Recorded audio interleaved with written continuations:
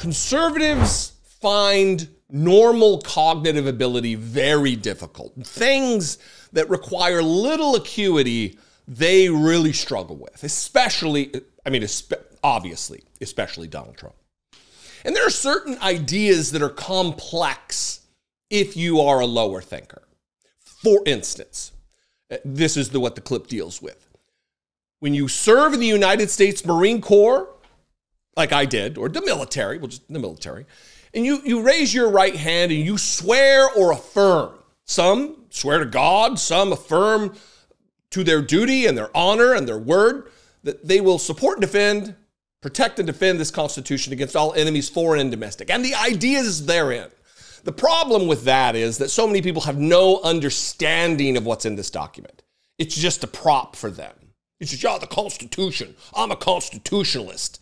Yet if you quiz them, they have no understanding. So how can they take an oath to defend what they have no idea what's in it?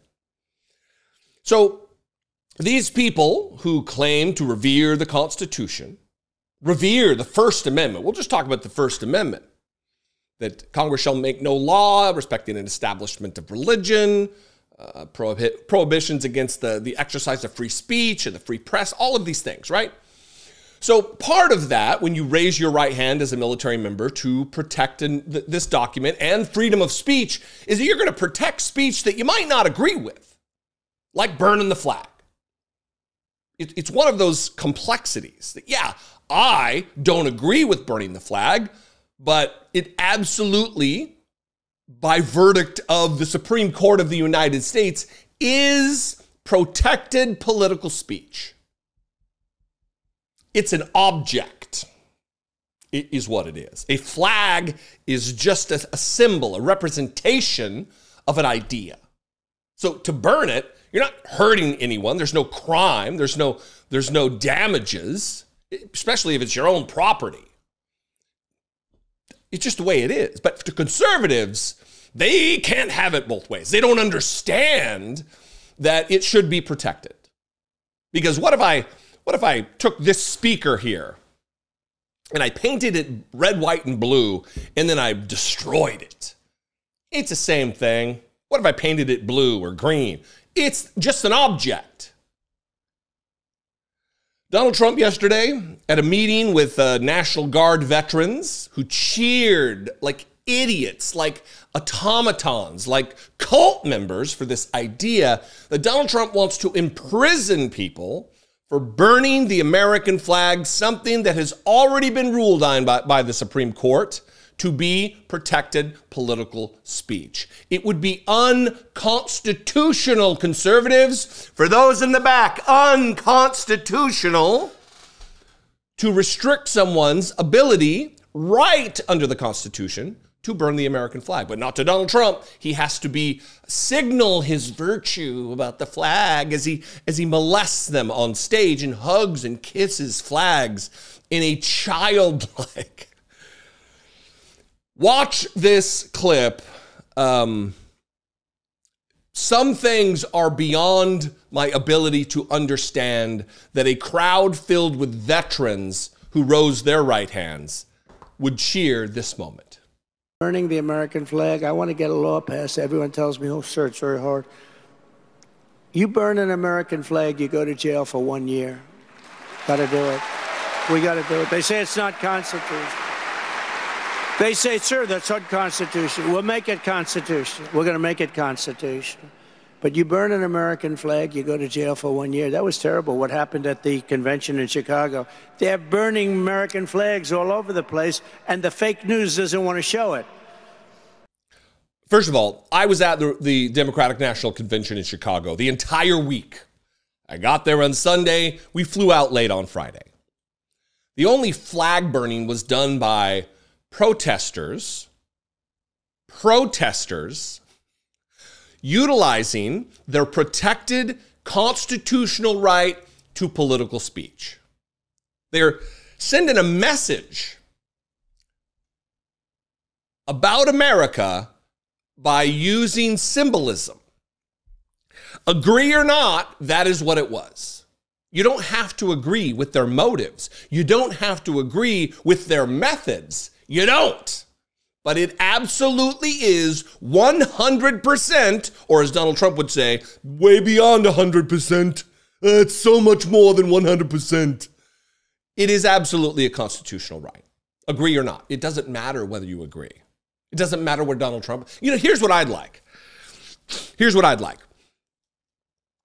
I would love for someone to interview Donald Trump and on the fly just ask him, hey, what is the process for amending the Constitution?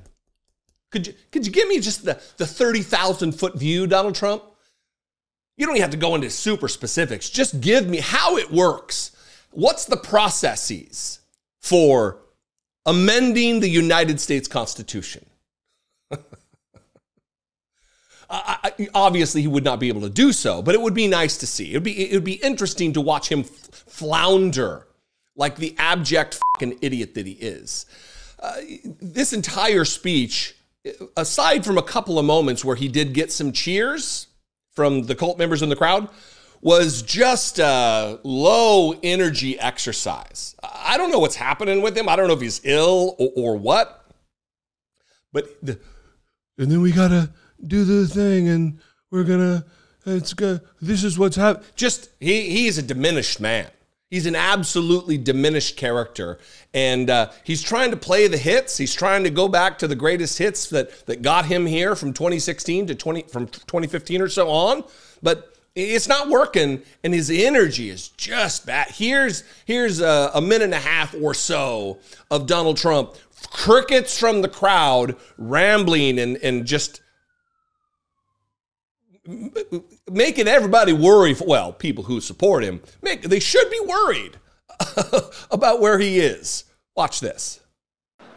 He ignored the pleas of the mayor and the police chief to deploy the National Guard in Minneapolis and said, you're not highly trained soldiers, you're 19-year-olds who cook. That's what he said. You're 19-year-olds who cook. That's a pretty famous statement. As president, I stood with the National Guard as you saved Minneapolis, saved Kenosha, and saved Washington, D.C. I saved them. If I didn't override what they wanted to do and what tradition is, those places would have been, we would have lost every monument in Washington. You know, they came into Washington, and they were very rambunctious. They liked to pull the statues down, some of these beautiful statues. And then they hit Abraham Lincoln. I said, all right, that's the end of that. And I found there was a bill from the early 1900s. We don't do bills like that anymore. This said, if you touch government property, statues, monuments of any kind, you will serve 10 years with no probation, no early getting out. You go to jail for 10 years. Very simple. It was beautifully stated. It was like one paragraph. And it had dust on it. It was dusty. Nobody used it because we wouldn't do that because we become very soft. They only go after political opponents. They don't do anything like murderers. Those guys are safe. Drug dealers, no problem. But political opponents, they go after. So this was in very bad. It was a very old bill. And I had a news conference, and they were all over. They wanted to take down the Thomas Jefferson, the Jefferson Memorial. They wanted to take it down. They were heading that way. They were actually heading that way. We had them all stopped, but they were heading that way. It's like fighting a war. And I went out to a news conference. I announced anybody that touches any of our monuments or statues goes to jail for 10 years.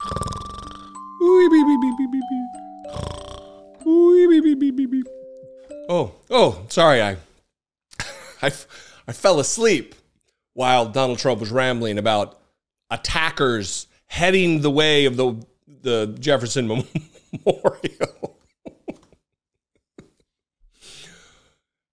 I don't understand, having come out of this world, Christian nationalist conservatism, and having respect for the Constitution, I have no understanding of how people revere this. They're desperate for the boot of the government on their neck. They're desperate for the boot of a despot on their neck. They want to be crushed under the weight of an autocracy. I don't get it. But that's what you want here if you're supporting Donald Trump. You want people who are exercising their free speech rights under the Constitution. If you want them crushed, You're not a constitutionalist. You're not someone who respects freedom and liberty and the right to redress your government, the right to get your message out. Only when it's Donald Trump being restricted on social media do you think it's a problem. Not when people who disagree with you are protesting. That's not freedom. That's not liberty. That's not constitutional protection. If it's only for your side, then it's just cultish team politics. Anyway, what do you think? I'd love to know. You can call and leave me a voicemail, 714-576-4054. Of course, you can email me as always, daily@dollemore.com. And if that was speaking too quickly, comment below and have a conversation there. That would be great. If you want to help me make these videos, produce this content, you can take part. Join the community members before you for $2 a month. You can do just that. Become a member of the team. Hit the join button. You can go to patreon.com/IDoubtItPodcast. All those are great ways to help support this work. Follow me on the social media. I am at Dollemore. I'd love to see you there. And I will see you next time. Unfortunately, still going to be Trump running his mouth. Be genuine. Take care of one another.